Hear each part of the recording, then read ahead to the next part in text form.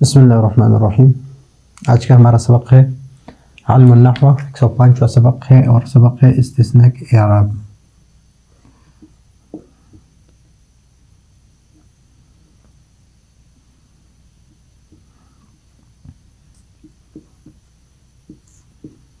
استثناء کے اعراب کے بارے میں ہے،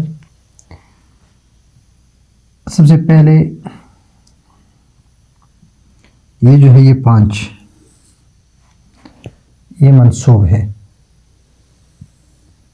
یہ 5 کیا ہے؟ منصوب ہے، یعنی مستثنیٰ منہ ان حالتوں میں منصوب ہے، الا کے بعد ہو اور کلام موجب ہو اور غیر مفرغ ہو۔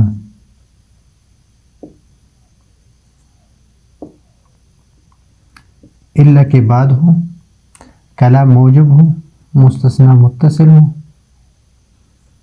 مستثنیٰ متصل ہے اس لیے کہ قوم موجب ہے، نفی نہیں ہے، غیر مفرغ ہے اس لیے کہ مستثنیٰ منہ کیا ہے؟ موجود ہے۔ تو اس حالت میں الا کے بعد جو مستثنیٰ ہے یہ منصوب ہے۔ دوسری حالت یہ ہے کہ کلام غیر موجب ہے اور غیر مفرغ ہے اور متصل ہے، لیکن مستثنیٰ منہ، مستثنیٰ کیا ہے؟ مستثنیٰ مقدم ہے اور مستثنیٰ منہ مؤخر ہے، یعنی آخر میں ہے۔ تو اس حالت میں بھی اس کو منصوب پڑھیں گے، اس حالت میں بھی اس کو منصوب پڑھیں گے، اور یہ ہے مستثنیٰ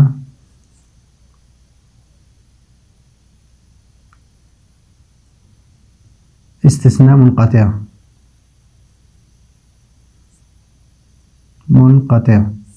تو اس کی اعراب یہ ہر حال میں کیا ہے؟ منصوب ہے،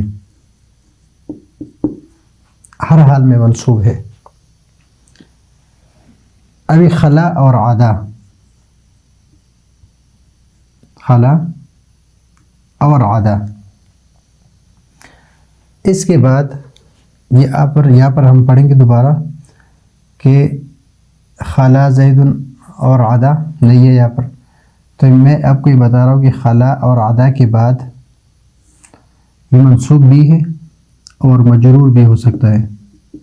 مجرور اس لیے کہ خلا اور عدا کے بعد اگر یہ اس کے لیے مفعول بھی ہو تو منصوب ہے، اور اگر یہ خلا عدا یہ جب فعل ہو، کیا ہو؟ فعل ہو، اور اگر یہ خلا اور عدا یہ حرف جر ہو تو پھر منصوب ہے، منصوب ہوگا، مجرور ہوگا، پھر اس کے بعد مجرور ہے۔ اور ما خلا اور ما عدا جو ہے یہ کیا ہے؟ یہ فعل ہے، تو اس کے بعد جہاں پر یہ ہو تو اس کے بعد جو مستثنیٰ ہے یہ بھی منصوب ہوگا، اس کے بعد جو مستثنیٰ ہے یہ منصوب ہوگا، چاہے جس طرح کلام میں بھی ہو، لیکن اس کے بعد ہو تو یہ منصوب ہوگا، ما خلا اور ما عدا، اس لیے کہ یہ فعل ہے۔ اب یہ تو منصوب کی بات ہے، اور اس جگہ پر مجرور بھی آپ اس میں پڑھ سکتے ہیں، اس لیے کہ خلا عدا اگر حرف جر سے ہو تو مجرور اس میں پڑھ سکتے ہیں۔ باقی جتنے ان سب کو منصوب پڑھیں گے، ان حالتوں میں منصوب پڑھیں گے۔ اس میں جواز ہے کہ منصوب پڑھے یا مجرور پڑھے، اور باقی جتنی بھی قسمیں ہیں یہ 4، یہ اور یہ 5 قسمیں، اس میں منصوب پڑھنا کیا ہے؟ واجب ہے، اس کے علاوہ نہیں پڑھ سکتے۔ باقی یہ ہے کہ یہ بھی اسی طرح ہے، لیکن اس میں اصل بات یہ ہے کہ یہاں پر مستثنی منہ مؤخر ہے، متصل ہے، کلام غیر موجب ہے اور غیر مفرغ ہے۔ کیا ہے؟ غیر مفرغ ہے۔ تو جب غیر مفرغ ہے تو اس میں ہم دونوں اعراب پڑھ سکتے ہیں، احدن زیدن اور زیدن دونوں پڑھ سکتے ہیں اگر اس طرح ہو، اگر مستثنی منہ مؤخر نہ ہو، لیکن یہاں پر مستثنی منہ مؤخر نہیں ہے، اس کی وجہ سے یہ کلام غیر موجب ہے۔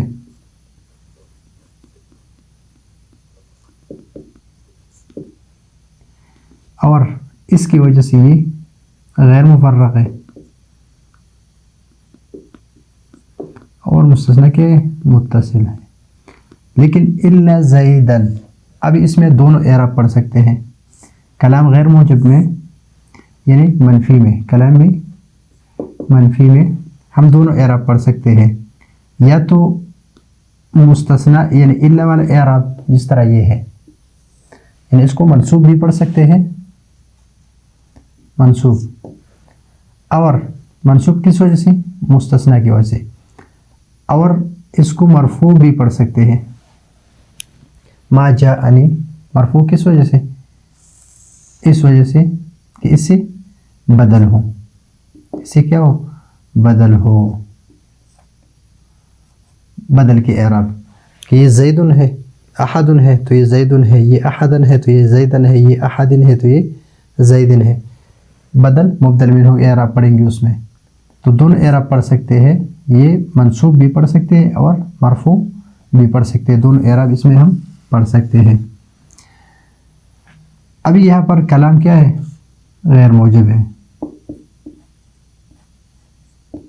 اور مستثنی منہ موجود نہیں ہے، تو کلام مفرغ ہے، کلام کیا ہے؟ مفرغ ہے، اس لیے کہ یہاں پر مستثنی، یہاں پر مستثنی منہ موجود نہیں ہے۔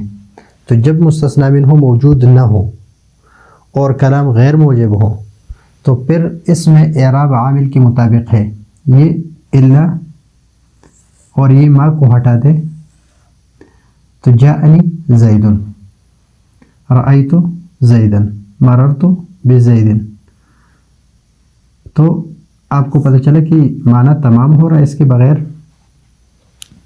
تو یہاں پر عامل کے مطابق، یہاں پر عامل کیا ہے؟ فاعل چاہتا ہے، یہ فعل ہے تو یہ اس کے لیے فاعل بنا، یہ رأیت تو فعل فاعل ہے تو زیدن اس کے لیے مفعول بھی بنا، با حرف جر ہے تو زیدن مجرور بنا اس حرف جر کے لیے، تو اس کے اعراب عامل کے مطابق ہے، کلام غیر موجب میں اور استثناء مفرغ میں، کہ اس میں کیا موجود نہ ہو، مستثنی منہ موجود نہیں ہے۔ اگر کلام غیر موجب ہے اور مستثنی منہ موجود ہے تو اس میں دونوں اعراب پڑھ سکتے ہیں، مرفوع بھی اور منصوب بھی، یعنی عامل کے مطابق بھی، جو یہ مستثنی منہ ہے اس کے اعراب اور اس کے اعراب ایک ساتھ بھی پڑھ سکتے ہیں، بدل مبدل کے اعراب، اور اس طرح بھی پڑھ سکتے ہیں کہ اس کو منصوب پڑھے۔ لیکن جہاں پر مستثنی منہ غیر موجب ہے لیکن مستثنی منہ موجود نہیں ہے تو اس میں عامل کے مطابق اس پر اعراب پڑھیں گے۔ باقی یہاں پر غیر کے بعد جاءنی القوم غیر زید، تو غیر کے بعد، سوا کے بعد، سوا کے بعد اور حاشیہ کے بعد مستثنی منہ کو، یہ مستثنی منہ اس کو ہم کیا پڑھیں گے؟ مجرور پڑھیں گے، اس لیے کہ غیر، سوا اور حاشیہ یہ تین کیا ہے؟ یہ تین اسما ہے، تو اس کو مضاف اور یہ مضاف الیہ، اور اس کے بعد یہ حاشیہ، یہ حرف جر ہے اور یہ مجرور ہے، اور اس کو بھی منصوب بھی پڑھ سکتے ہیں، اس لیے کہ حاشیہ جو ہے یہ افعال میں سے بھی ہے۔ باقی غیر اور سوا جب یہ اسما ہے، یہ نہیں ہے، تو اس پر کون سے اعراب پڑھیں گے؟ اس لیے کہ یہ تو اسما ہے، اس پر کون سے اعراب پڑھیں گے؟ تو اگلے سبق میں انشاءاللہ اس کو تفصیل سے پڑھیں گے۔ لیکن یہاں پر یہ ہے کہ مستثنی موجب اور متصل ہو، غیر مفرغ ہو یعنی مستثنی منہ موجود ہو تو یہ بھی منصوب ہے۔ اگر اس طرح ہو کہ مستثنی منہ مؤخر ہو، مستثنی مقدم ہو تو یہ بھی منصوب ہے، اور مستثنی منقطع میں منصوب ہی پڑھیں گے۔ اور جاءنی القوم خلا زیدن، یہ اکثر اس طرح منصوب پڑھتے ہیں لیکن اس کو ہم مجرور بھی پڑھ سکتے ہیں اگر اس کو ہم حروف جارہ لے لیں۔ منصوب اس وجہ سے پڑھتے کہ یہ افعال ہے۔ جاءنی القوم ما خلا، اس کے بعد منصوب ہی پڑھیں گے، مجرور نہیں پڑھیں گے اس لیے کہ یہ افعال ہے۔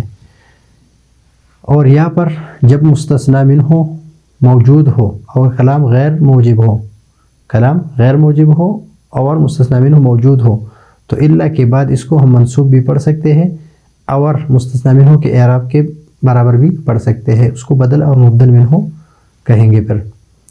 اور اگر کلام غیر موجب ہو اور مفرغ ہو، غیر مفرغ ہو یعنی ناقص ہو، یعنی اس میں مستثنی منہ موجود نہ ہو تو پھر عامل کے مطابق ہی اعراب پڑھیں گے، اور غیر سوا سوا حاشا کے بعد اس کو مجرور پڑھیں گے، لیکن غیر اور سوا کے اعراب کو ہم اس کے یہی اعراب ہوں گے جو اس طرح جو مستثنی کے ہیں۔